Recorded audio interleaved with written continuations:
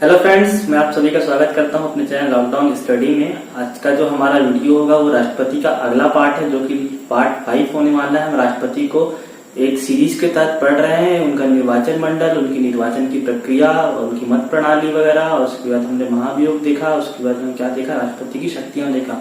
पिछले वीडियो में क्या देखा, राष्ट्रपति की जो शक्तियां थी उनमें से मैंने 2 शक्तियां आपको डिस्क्राइब करी थी, राज्य की और राष्ट्रपति की कार्यपालिका की शक्तियां और विधायी की शक्तियां। आज का वीडियो क्या है, हमारा उनके आय की शक्तियां जो बची हुई थी उसके ऊपर है। उसके बाद क्या होगा, हमारा आज जो हुआ, आज की वीडियो में राष्ट्रपति की शक्तियां वाला जो पार्ट होगा वो पूरा का पूरा कंप्लीट हो जाएगा। ठीक है, तो ऑलमोस्ट हमारा जो आज की वीडियो है, जो 5वां वीडियो रहेगा, उसमें राष्ट्रपति ऑलमोस्ट कंप्लीट हो जाएगा। ठीक है, इसके ऊपर जो क्या है 5th पार्ट का है ये। ठीक है, ये कौन सा पार्ट हो गया हमारा, ये 5th पार्ट हो गया। तो पिछले वीडियो में जो लोग नहीं देखे हैं वो राष्ट्रपति की विधायी शक्तियां और कार्यकारी शक्तियां जो है वो पहले जाकर के देख, तब हम आय की शक्ति पढ़ेंगे। क्योंकि आप लोग देख रहे होंगे यहाँ से जो नंबरिंग मैंने स्टार्ट की है, तीसरा नंबरिंग से मैंने स्टार्ट किया है, तो मतलब पहला और दूसरा जो है आपको पिछले वीडियो में पार्ट 4 में मिलने वाले हैं। ठीक है, तो राष्ट्रपति की शक्तियां के नाम से वो प्लेलिस्ट में आपको मिल जाएंगे। ठीक है, तो आइए हम वीडियो स्टार्ट करते हैं। हम देखते हैं राष्ट्रपति की अगली शक्तियां। राष्ट्रपति की जो तीसरी शक्ति मैं बता रहा हूँ वित्तीय शक्तियां। ठीक है, फाइनेंशियल पावर्स। ठीक है, तो फाइनेंशियल पावर मैंने पहले लिखा हुआ है,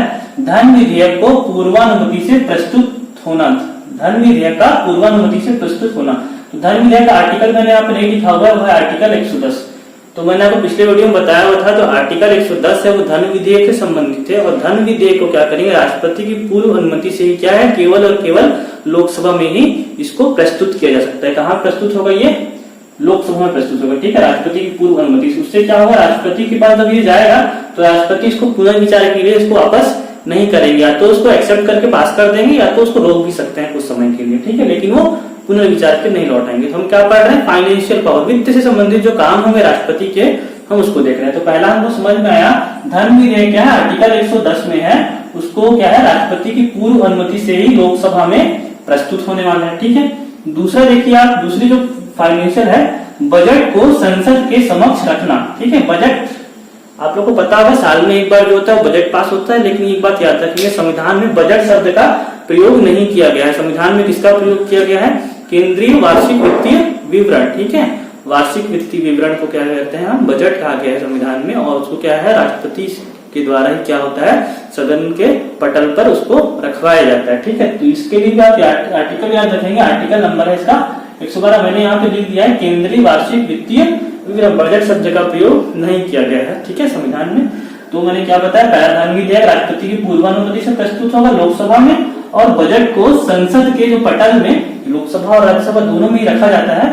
ठीक है, तो 112 के तहत इसका आर्टिकल 112 इसका केंद्रीय वार्षिक वित्तीय विवरण या बजट आप कह लीजिए, तो इसको राष्ट्रपति के द्वारा ही रखा जाएगा। ठीक है, तीसरा देखिए, अनुदान की कोई भी मांग राष्ट्रपति के सिफारिश के बिना नहीं की जा सकती। ठीक है, जब हम बजट पढ़ेंगे आगे विधायिका वाले चैप्टर में, जब बजट पढ़ेंगे तो आपको अनुदान और अच्छे समझ में आएगा। मैं आपको अभी शॉर्ट में बता देता हूँ। जैसे कि भारत की जो संचित निधि होती है, या भारत का जो फंड होता है टोटल, उसमें से अगर आपको कुछ भी पैसा निकालना है तो उसमें क्या होता है, अनुदान का मांग करना पड़ता है। मतलब उसको डिमांड फॉर ग्रांट कह सकते हैं इंग्लिश में। ठीक है, तो अनुदान की मांग करने के लिए क्या होता है, राष्ट्रपति से क्या होनी चाहिए, उसके लिए राष्ट्रपति की, और यहाँ पे आप क्या होनी चाहिए, सिफारिश के बिना आपको क्या होगा, ग्रांट आपकी क्या है, आप उसका अनुदान नहीं कर सकते हैं। ठीक है, तो ये भी क्या है, राष्ट्रपति की फाइनेंशियल पावर है।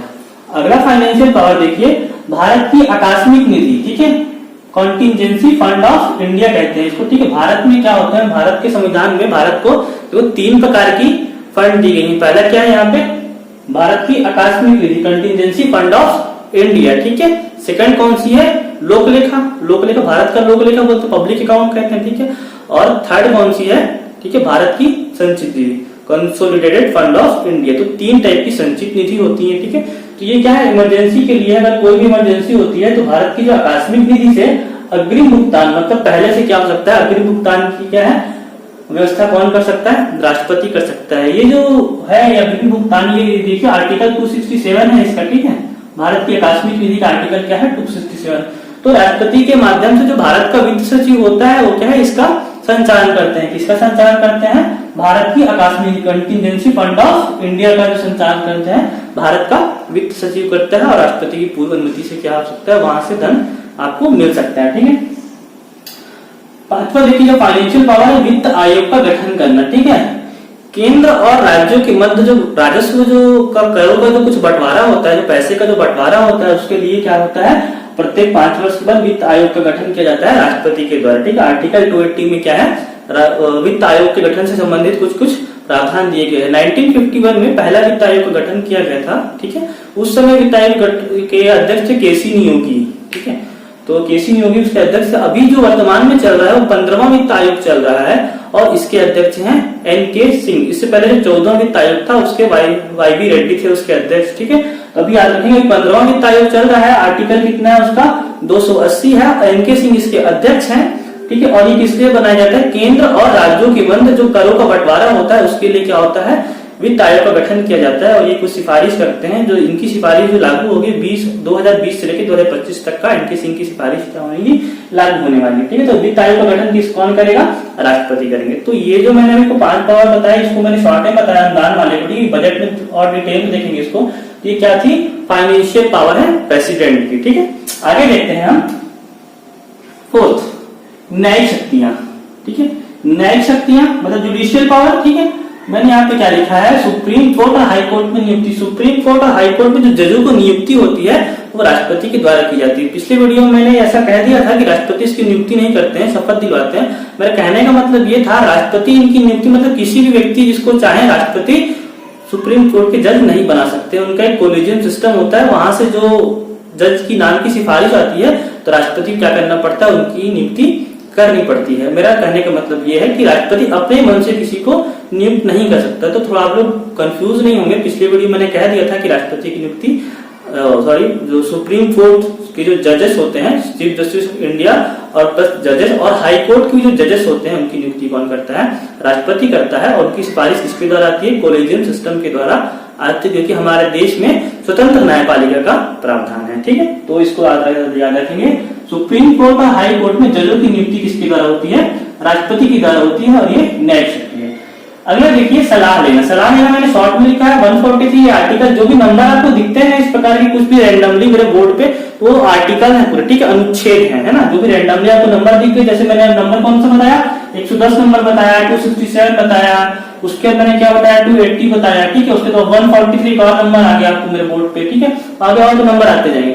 आपको अलग से जाकर के आर्टिकल से रटना नहीं है, आपको चीजें पढ़ते हुए चलना है। और आपको देखेंगे पढ़ते पढ़ते आपको बहुत सारे आर्टिकल क्या हो गए हैं, याद हो गए हैं। तो सलाह लेना, तो राष्ट्रपति के पास ये पावर है कि अगर कोई भी राष्ट्रपति मतलब आप समझ लीजिए कि मंत्रिमंडल ऐसा कुछ प्रश्न आते हैं, विधि का सहारवान मतलब कानून से संबंधित कुछ प्रावधान है कि उस पर नियम बनाना है, तो अगर ऐसा लगता है राष्ट्रपति को कि इस विषय में मुझे सुप्रीम कोर्ट से कुछ परामर्श लेना चाहिए, तो आर्टिकल 143 के तहत क्या है, राष्ट्रपति सुप्रीम कोर्ट से किसी भी तथ्य पर परामर्श ले सकते हैं। किसके द्वारा ले सकते हैं परामर्श, महान्यायवादी के द्वारा। ठीक है, राष्ट्रपति स्वयं वहां जाकर परामर्श नहीं लेंगे सुप्रीम कोर्ट में। तो वो जो मैंने आर्टिकल 76 पहले बता रखा है, महान्यायवादी का जो केंद्र सरकार के बोलिए मुख्य वकील के प्रकार के होते हैं, वकील होते हैं, तो महान्यायवादी के द्वारा क्या होता है, राष्ट्रपति किसी भी तथ्य पर या किसी भी प्रश्न पर सुप्रीम कोर्ट से परामर्श ले सकते हैं। लेकिन खास बात यह है कि वो परामर्श मानने के लिए बाध्य नहीं। अगर उनको ऐसा लगता है जो सलाह है सुप्रीम कोर्ट की वो सही नहीं है या मुझे नहीं मानना चाहिए, तो उसको वो नहीं भी मान सकते हैं। वो बस वहां सलाह ले सकते हैं, लेकिन वो कंपलसरी उस सलाह को माने ऐसा बिल्कुल भी जरूरी नहीं है।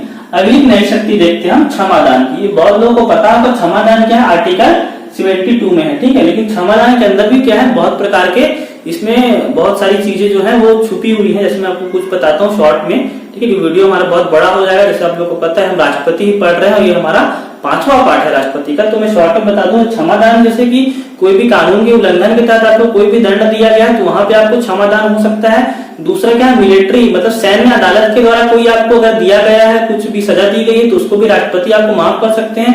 तीसरी जगह आपको मृत्यु दंड भी दिया गया है, मतलब फांसी की सजा मिली है, तो भी उसको राष्ट्रपति माफ कर सकते हैं। ठीक है, तो तीनों प्रकार से दंड को है क्षमादान की जो शक्ति है वो आर्टिकल 72 में है। और क्षमादान सिर्फ ये नहीं कि मृत्यु दंड को ही क्षमा करेंगे, वो उम्र कैद को भी क्षमादान में कुछ समय के लिए विराम लगा सकते हैं, रोक लगा सकते हैं, उसका परिवर्तन भी कर सकते हैं। मतलब किसी को कठोर कारावास मिला हुआ है उसको सामान्य सजा दिलवा सकते हैं, या किसी को उम्र कैद उसको 7 साल करवा सकते हैं। ठीक है, और उसको रोक भी लगा सकते हैं कुछ समय के लिए। जैसे कि मान लो कोई गर्भवती महिला है या कोई विकलांग व्यक्ति है, उसको कठोर कारावास की सजा मिल जाती है या ऐसा कुछ हो जाता है, तो 6 महीने के लिए, 7 भर के लिए या 2 साल के लिए सजा पे रोक भी लगा सकते हैं। ठीक है, तो इसके अंदर बहुत सारी चीजें, सब चीजें आपको डिस्क्राइब नहीं कर रहा हूँ है। तो क्षमादान आप याद रखेंगे आर्टिकल 72 में है, और भी बहुत सारी चीजें हैं इसके अंदर। ठीक है, और इसी के साथ साथ आर्टिकल 161 भी आपके लिए क्षमादान की शक्ति राज्य में राज्यपाल को भी प्राप्त है, लेकिन 2 चीजें इसमें डिफरेंस होंगी। राज्यपाल क्या है, सैन्य अदालत के द्वारा मिली गई जो सजा होगी उसको माफ नहीं कर पाएंगे, और दूसरा क्या है, राष्ट्रपति जो राज्यपाल होंगे आर्टिकल 161 के तहत मृत्यु दंड मतलब फांसी को माफ नहीं कर पाएंगे। हालांकि वो कुछ समय तक उसमें रोक लगा सकते हैं फांसी पर। ठीक है, और किसी भी बाकी क्या है, राज्यपाल और राष्ट्रपति की संबंधी जो शक्तियां वो क्षमादान के लगभग सेम ही है। ठीक है, लेकिन मृत्यु दंड को माफ नहीं कर सकते, और सैन्य अदालत के द्वारा, मिलिट्री कोर्ट्स के द्वारा अगर कोई दी गई है तो उसको राष्ट्रपति माफ कर सकते हैं, लेकिन राज्यपाल उसको माफ नहीं कर सकते हैं। ठीक है, तो इस चीज का आप लोग ख्याल रखेंगे। आर्टिकल 72 और 61 मोस्टली आर्टिकल 72 ही आता है। जैसे निर्भया वाला कांड हुआ था जिसमें कुछ समय पहले फांसी दी गई थी उन लोगों को, तो उन लोगों ने भी क्या किया था, राष्ट्रपति के पास दया याचिका लगाई थी अपनी। ठीक है, आगे देखिए हमारा 5वां जो पावर है वो कूटनीतिक शक्तियां हैं, बहुत सामान्य सी है, इसमें से ज्यादा क्वेश्चन नहीं आएंगे। अंतरराष्ट्रीय संधि और जो समझौते होते हैं वो राष्ट्रपति के नाम पर होते हैं संसद की अनुमति से। जो भी हमें अंतरराष्ट्रीय संधि होती है, चाहे यूएन की संधि हो गई, जो भी किसी भी फोरम पे अंतरराष्ट्रीय संधि होती है और जो कुछ समझौते होते हैं, वो सारे संधि और समझौते क्या है, राष्ट्रपति के नाम से किए जाते हैं। ठीक है, इसमें कोई ज्यादा इंपॉर्टेंट वाली बात नहीं है। दूसरा देखिए, राजदूतों और उच्च आयुक्तों को भेजना और उनका स्वागत करना। जो भी एम्बेसडर जो होते हैं, जो हमारे हर देशों में जो भारतीय उच्चायुक्त होते हैं, जो एम्बेसडर बोलते हैं, राजदूत बैठते हैं, उनकी नियुक्ति और उनको भेजने का काम भी कौन करता है, राष्ट्रपति ही करता है। ठीक है, और यहाँ पे कूटनीति शक्ति में एक और मतलब कूटनीति शक्ति तो नहीं है, लेकिन एक बात का फॉलो और ख्याल रखिए, जो भी मेडल्स बांटे जाते हैं, पद्मश्री, पद्म भूषण वगैरह, ठीक है, और भारत रत्न वगैरह, तो जो भी पुरस्कार बांटने का भी जो काम होता है वो स्पेशली राष्ट्रपति के द्वारा ही किया जाता है। ठीक है, आगे देखिए सैन्य शक्तियां, देखिए मिलिट्री पावर बोल रहा हूं मैं, सैन्य शक्तियां देखते हैं। सैन्य शक्तियां क्या है, राष्ट्रपति को जो प्राप्त है। पहला देखिए, सैन्य बलों का सर्वोच्च सेनापति तथा प्रमुखों की नियुक्ति करना। सैन्य बल का जो प्रमुख सर्वोच्च सेनापति है वो राष्ट्रपति कराता है। थल सेना, वायु सेना और जल सेना। ठीक है, सर्वोच्च सेनापति कौन है, राष्ट्रपति है, और उनके जो प्रमुख होंगे, जो हेड होंगे तीनों सेनाओं की, उनकी नियुक्ति भी किसके द्वारा की जाएगी, राष्ट्रपति के द्वारा। पिछले साल क्या हुआ, तीनों सेनाओं के ऊपर में एक सीडीएस का पद भी क्रिएट कर दिया गया। ठीक है, जिसके अभी कौन है, विपिन रावत जो इस पद पर आसीन है। ठीक है, विपिन रावत, इनका भी नाम आप याद रखिए, विपिन रावत जी हैं इसमें, है ना। सीडीएस का पद तीनों सेनाओं के ऊपर रहेगा, राष्ट्रपति के नीचे रहेंगे। ठीक है, तो सीडीएस का पद भी बन गया है, ये भी आगे एक्स्ट्रा है वो। ठीक है, आगे देखिए, संसद की अनुमति से युद्ध एवं इसकी समाप्ति की घोषणा करना। संसद की अनुमति से किसी युद्ध का चालू होने की घोषणा करना, या युद्ध स्टार्ट होने की, या युद्ध को खत्म होने की, ये की घोषणा कौन करेंगे, राष्ट्रपति करेंगे। किसकी सहमति से, संसद की सहमति से। दूसरा और मैंने क्या बताया था, संसद की अनुमति से क्या करते हैं, अंतरराष्ट्रीय संधि और समझौते संसद की अनुमति से किए जाते हैं। ठीक है, कोई भी संधि और समझौते करने कोई भी जाए, लेकिन जो होंगे वो राष्ट्रपति के नाम से किए जाते हैं। ठीक है, लास्ट देखिए बहुत इंपॉर्टेंट है, आपातकालीन शक्तियां, इमरजेंसी पावर जो है राष्ट्रपति की, वो कौन कौन सी है। आपातकालीन शक्तियों में देखिए, पहला क्या है, राष्ट्रीय आपातकाल। आर्टिकल मैंने यहाँ लिखा हुआ है 352। ठीक है, राष्ट्रीय आपातकाल आर्टिकल 352। भारत में युद्ध या बाह्य आक्रमण या सशस्त्र विद्रोह के कारण जो आर्टिकल लगाया जाता है उसको हम क्या कहेंगे, राष्ट्रीय आपातकाल। राष्ट्रीय आपातकाल मतलब आपातकाल संबंधित क्या है, 22 भाग है संविधान में, तो उसमें पूरा एक भाग जो है वो आपातकाल को स्पेशली रूप से दिया गया है। तो इसलिए उसके लिए मैं अलग से वीडियो बनाऊंगा, आपातकाल कैसे लागू होता है, कब इसका प्रावधान है, कब ये खत्म होगा, आपातकाल के दौरान कौन कौन सी शक्तियां रहती हैं राज्यों के पास, कौन कौन शक्ति नागरिकों के पास रहती हैं, उसको डिटेल्स का अलग वीडियो बताऊंगा। अभी सिर्फ आप याद रखिए, राष्ट्रपति के पास राष्ट्रीय आपातकाल घोषित करने के जो आर्टिकल है वो 352 है। उसके राष्ट्रपति शासन आर्टिकल 356 और 365 को लोग भूल जाते हैं, इसको भी राष्ट्रपति शासन के 2 प्रमुख कारण हो सकते हैं।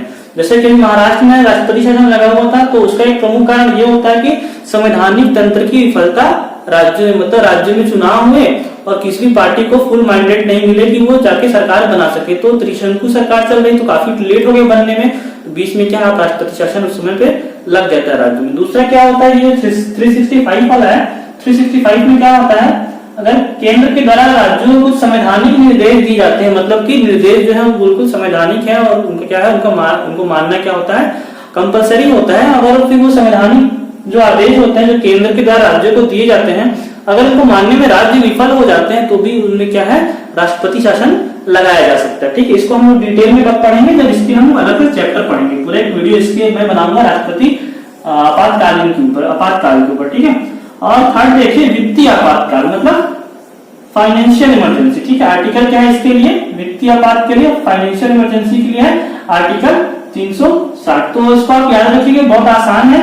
ये चार के गैप में आर्टिकल है 352, 356 और 360। ये वित्तीय आपातकाल ये अभी तक नहीं लगा हमारे देश पे। हमारी अगर ऐसा हो जाता है कि जो हमारा जो मुद्रा है भारतीय रुपया, इसका साख कभी बहुत ज्यादा गिर जाता है या फिर इसकी कुछ मार्केट में वैल्यू नहीं रह जाती इंटरनेशनल मार्केट में, तो क्या है कभी भी बहुत ज्यादा मुद्रास्फीति हो गई तो वित्तीय आपातकाल की स्थिति आ सकती है।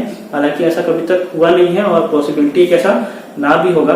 ठीक है, तो ये जो हमारा जो वीडियो था ये पूरा राष्ट्रपति की शक्तियों के ऊपर था। यहाँ पे राष्ट्रपति की शक्तियां जो है पूरी खत्म हो जाती हैं। ठीक है, अब देख रहे हैं डॉलर के रेट गिर रहे हैं, 75 76 तक डॉलर आ गया है।